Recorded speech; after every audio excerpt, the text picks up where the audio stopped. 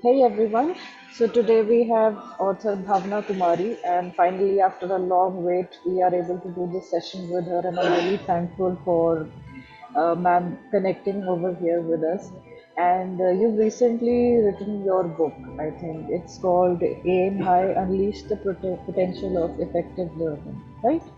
Right, So before we right. begin discussing about the book and diving into the details, how about we know a little bit about you, your personality, what do you do, and anything, your hobbies and all that. First of all, I'm really grateful to you for having me here.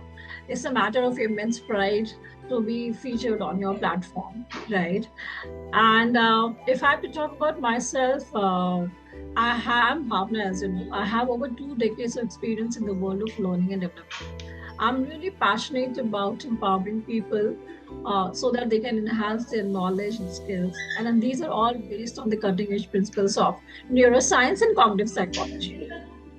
Right. So I have been into this field, as I said. So I'm really passionate that how can we think about effective learning strategies which can actually empower our people so that they can gain competencies and skills and knowledge, right? So I would say what sets me apart as an author of Aim High, Unleash the Potential of Effective Learning is my profound belief, I would say, in the transformative power of attitude and emotions in the learning journey. See, attitude and emotion is something which is very less pronounced in our life. We don't think we only think actually that cognition is important. Maybe emotion and attitude that is not very important during the learning journey. Whereas these play very important role, both the components which I've told now, attitude and emotions. Right. So this book, if you see, it is not just a compilation of strategies. It is actually a testament of my years of research, hands-on experience, and a genuine desire to empower every reader with the tools to master the art of learning. So this is a concise, I would say, a way of meeting the author Bhavna. It's great to hear, and it's quite an insightful explanation also. So, how about your journey into becoming a writer? Because obviously it was Uh, years of experience in the making. So, how did the professional Bhavna become the author Bhavna? uh, Thank you so much for asking me this question. I would say my journey actually began from my struggle during my school days, right? Okay. Uh, yes, because when I was reading, I was actually cramming those concepts and knowledge. What we do actually, we start cramming all the concepts and everything 2 days or 5 days before the exam, right? And when we start writing, we may not be able to reproduce everything whatever we have crammed. So cramming is not the right way, which I have also put. Later, I realized there is a science of learning, and there are research-backed learning strategies which can actually empower our learners so that they can maximize the learning potential. So I would say my journey to become an author began with a deep desire to share the knowledge and insights which I've gained over years, I would say. Over years of research and experimentation, I wanted to create a comprehensive guide which would help our readers. And these readers, they could be from all walks of life. They could be, parent or say somebody who is working in a corporate world, maybe a professional or a student, or an educator or somebody who is designing learning experiences or curriculums. So I try to give something which the readers from all walks of life to maximize the learning potential and so that they can achieve their goals. So over the years, I have dedicated myself to researching, writing, refining my ideas, and culminating this in the publication of the book Aim High. So this is how the journey started. So when we talk about the title, Aim High, Unleash Your Potential to Effective Learning, how did the title come into the making? Did you have any alternate Sure. titles in mind? Definitely, I'll tell you. So you see, this book is based on the framework called as AIM. This is actually a framework. AIM is the framework. A stands for attitude. I stands for ignite the emotion, and M stands for maximize the retention. how can you maximize the retention of whatever you have learned, right? So it actually it tells you that how attitude is important, mindset is important for effective learning, and emotion plays very important role in maximizing whatever we are learned, because learning when we are attached to a learning, when we are emotionally invested in the topic which we are learning, so it actually enhances our motivation and our retention goes to a skyrocketing high, I would say, right? So emotion is very important. Having growth mindset is very important, and implementing those learning strategies, which is based on neuroscience and cognitive psychology. These these things, if we apply, we can definitely empower ourselves to maximize our potential. So there's the framework which I have actually put in the book, and this is a culmination of my years of study and experience in the field of learning and development. And I see this as not only a book, but then I see this as a practical and insightful guide that dwells into the core principles of cognitive psychology, then effective learning, and it offers readers evidence-based strategies to enhance memory retention, overcoming the forgetting curve. There's a concept called as forgetting curve, which tells you that 75% of whatever we read, we actually forget in only a matter of 6 days. Right, so that is the reason active recall is important. We need to revisit whatever we have learned. We need to apply whatever we have learned, right, and cultivate a positive mindset for enduring success. So, drawing the insights from, as I said, from research-based principles, it offers very useful and practical strategies and techniques to our readers so that they can achieve their goals and excel in their personal and professional lives. So this applies to both, right? So this is how the book is all about. So, by when you were writing the book, technology has also, evolved tremendously in this time, and because of 2020 and all that, the reliance on online learning and all that has, changed a lot. And to quite an Yes, extent, even AI is teaching people a lot of things. Like, we can talk to right. Siri or Alexa, and then we can get our answers. So, how do you see these electronic devices or artificial intelligence devices influencing learning, and will it be in a good way, a constructive or healthy way, or I mean, how do you see it as a insightful professional in this field?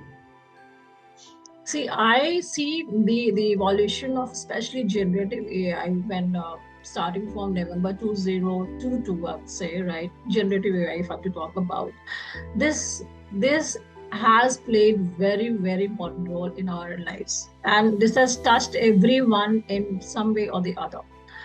And if we don't know, or if we don't apply, if we don't use this technology, we will become dinosaurs, right? So we don't want to become dinosaurs. We want to survive and thrive. So this and the fear that this is going to replace me, no, this is not going to replace me or anyone else. This is going to augment our task. This is going to help you to become better version of you, right? So I see technology as something which is helping me, which is supporting me, augmenting me in my health, in my profession.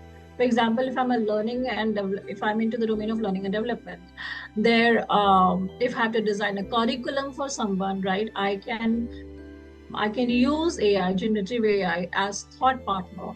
It can give me a lot of thoughts to ponder on. I can brainstorm. I mean, it could be anything. If what kind of lessons I want to put, or what kind of activities I want to do for our learners, what kind of learning strategy should I be using. So I see technology as my friend and somebody who is helping me, as I said, as a guide, as a coach, as a mentor, and who's augmenting whatever I'm doing. So we should take it as a friend, not as a threat. And is there any particular age group that you target by this book? I mean, the ones who will find more relevance to the content that has been covered in this, or is it for everyone? No, this I have not targeted any particular group. See, this book is intended for a broad range of audience of learners, including students, right? Including educators, including professionals who want to learn skills, every day. For example, if I want to learn, for example, generative AI today, right? I'm a professional, I want to learn generative AI. So this book is going to help you that how you can enhance your skill. What are the ways through which you can empower yourself on those skill set, right? So it is not targeted to a particular age group or a particular set of audience, but then this applies to all. As I said, it could be learner from any walk of life. Be it somebody who's designing the learning, somebody who is facilitating, or a teacher, or educator, professional, lifelong learner, somebody who want to enhance his skill, knowledge, competencies in any area. So this is going to be a guide which will show you the way that how you can maximize your learning potential and how you can achieve success. So whether you're struggling to retain information, I would say, or looking forward to develop new skills, or simply you're curious about the science of learning, right? So Aim High has something to offer. It caters to individuals who are eager to maximize their learning potential, I would say, and who is willing to succeed in this increasingly competitive world. So it's a very handy book, 169 pages, right? A lot of tips and tools and techniques, and all are backed up by scientifically proven theories, which you will see in the book. So this is going to empower you in all walks of life. So as you said that the book is, a combination, not exactly a combination, but more of an scientific theory based book. So Right. how much of it was a product of your research, and how much of it was a product of, your observation or your own field experience? How would you, put them together? I would say that this is a culmination of my years of study. My struggle myself, I was saying during my school days, during my professional life also, which I mentioned in my book, you will see, right? So my writing has been shaped by my experience as both a learner and a facilitator, or a teacher, or a content developer, right? I've seen firsthand the impact that effective learning strategies can have on learner success, right? And I've drawn those observations to inform my writing. So whether when I was designing maybe a instructor-led learning program or an e-learning learning program, when I was facilitating myself, I mean, because I have been into this field for so many years now, and I've facilitated all different kinds of trainings like knowledge-based training, skill-based training, and behavioral learning programs I have conducted. So I have drawn upon those observations, those experiences, and have actually included all those experiences in my book because my story is there, my real story is there. Additionally, I would say my own studies and triumphs as a learner have provided valuable insights, and all these things have incorporated into the.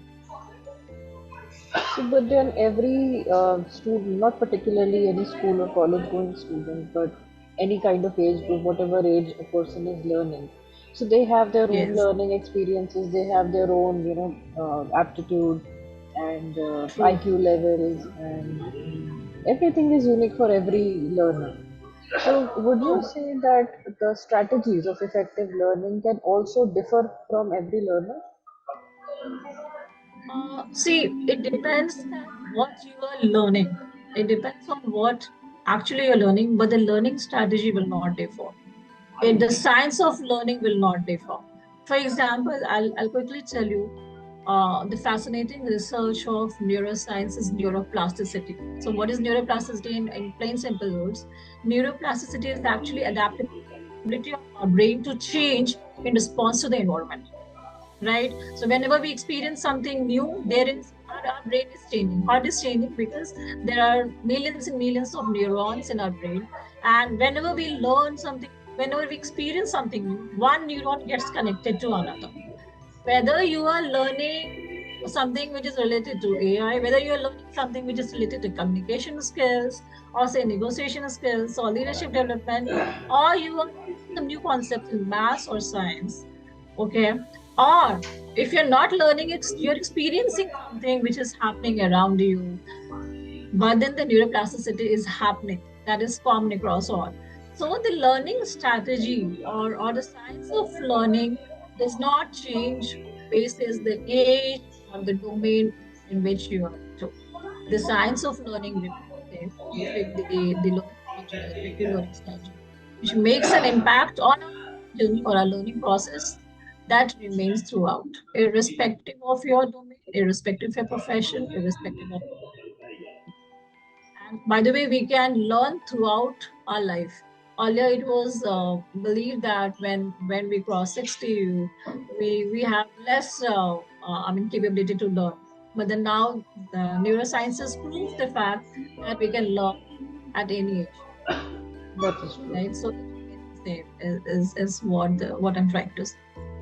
So as you said that after 60, it was believed earlier that we stop learning. Similarly, if we go back in the earlier part of our life when we are like kids, I mean infants and toddlers, it was not really believed that a student will start learning until they actually go to a play school. But now, Right. I mean, I look at kids, not kids exactly, toddlers. They're so smart and they know how to use a smartphone and tablet, and I mean, they know how to run YouTube and everything. So they are pretty Yes, much smarter than us. So would you they say are. that? So would you say that a person starts learning much earlier now? I mean, probably just after they're Yes. born. Yes, yes, I can say that, and it's proven fact. Aristotle has given one quotation that you give me a newborn baby, and I will give you an adult by the age of 7. So maximum change in the brain, it happens from 0 to 7 years, Hmm. right? So this age is the age where we learn the most because there are no neural pathways, right? When we were inside the womb, some neural pathways were there, but then the most of the pathways which we form, I mean, all the habits which we see, the experience which we get as a toddler, so that plays immense role in our learning journey, and that decides the pathway for success, I would say, in our life. So that is, as very well mentioned by you, that is the most important part of our life, where we are ready to learn anything and everything, whatever it comes to us. I mean, we learn that, Yeah, I mean, I think right? that is like the highly curious phase of our life also, when we are, Yes, just it eager to is. learn just everything possible in the world. Everything So, possible. according to this, that, today's kids are so much more smarter than we used to be. So, does that Very even true. mean that whatever course content, curriculum is being taught in the present day at school should also be, updated according to that level? Yes, it should be, and it has been actually. If you see the new education policy, NEP 2020, it has changed the old policy completely, and if you see the policy, it says, and which was implemented in the schools. I was looking at my daughter's textbooks, and I can see very clearly that there is hardly any rote learning. Earlier, it was more of rote learning that you describe this or define this. So it is not that. Now it is how will you apply. For example, she's in class 4, and I was going through math textbooks, and it was more about they have the concept of money and all. Then I saw the activity which she had to do was define a budget for your home or for Hmm. yourself, how much you will spend on your chocolate or on your stationery or on your books, and how much you're going to get from your parents as the pocket money, and how much you're going to save, right? So this is something which is very application based. Yes, So yes. I'm sure government has also taken the insights from neuroscience, from the latest research which we have in education, and they've implemented this in NEB 2020 policy. And earlier it was 10 plus 2, the framework was. Now it is not even 10 plus 2, right? And the kids, they'll start going from the age of 3 itself to school, and there they will only go and only play, but then they're learning that, right? So it is, the world is changing, I'm sure, and our government is changing, we are changing, and if we, as I said, if we don't change, we will become dinosaurs. So we That's also true. need to evolve according to the time, So, but then there is right? another side of this coin where there are parents who say, "Okay, okay, our kids are way too much burdened and they have a lot to do." So, would you agree with them, or would you say, "Okay, if they're loaded and they have lots of work to do, it's good for them"? I will not say that if there is too much of homework and if they're loaded, that is good. But then yes, we need to see a balance that what kind of work has been given. If it is more about experiencing and observing, right? And if it is not about which I'm assuming because NEP has been implemented, so if it is not about rote learning, right? So it is good for the students if it is more about reflecting on thoughts and then you're summarizing. That is your learning. But there has to be a balance, definitely. That I completely agree. That how much they're studying in this school and how much they're reflecting back on those learnings and taking those key learnings from the reflections, from the observations which they have made. So there has to be balance. So that I agree. We should not give a cognitive load on the students because if it is too much of cognitive load on the students, maybe they will not be able to absorb the information. I have mentioned this in my book also. So Okay. for that space, reading is very important. I mean, you can read at a regular interval. Try to absorb those information at a regular interval. Don't try to cram everything in one go. So that is not effective. It does not go in our long-term memory.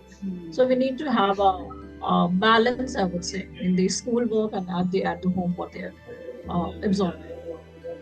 So, if you were to define in very simple words, how would you explain effective learning? Okay. For me, in plain simple words, what is effective learning? Whatever I have learned, right? If I'm able to apply this in my life, or if I'm able to teach this to someone else, if that retains with me, that is effective, Okay. right? And if taking the title, I mean, I did not know that AIM was standing for an acronym. I actually thought the aim high, okay, that is a good Uh, target to which we should aim. So if we say right. like that, we have to aim high. So would there be any Uh, defining mark of that? Okay, this is the level to which we can aim, and at that level we will have effective learning. Or it's just as you said earlier, it's just a lifelong journey and a never-ending process. um, I, see, my idea is, I mean, this is meant for all those who is a lifelong learner. So this is a lifelong journey, definitely. And this, I mean, aim high, unleash the potential effective learning is actually encapsulates the essence of the book, which, as I said, it is about attitudes, having a growth mindset, and igniting the emotions. So relating emotions with learning, we feel, therefore we learn. This is very important point which I've mentioned in my book and highlighted also.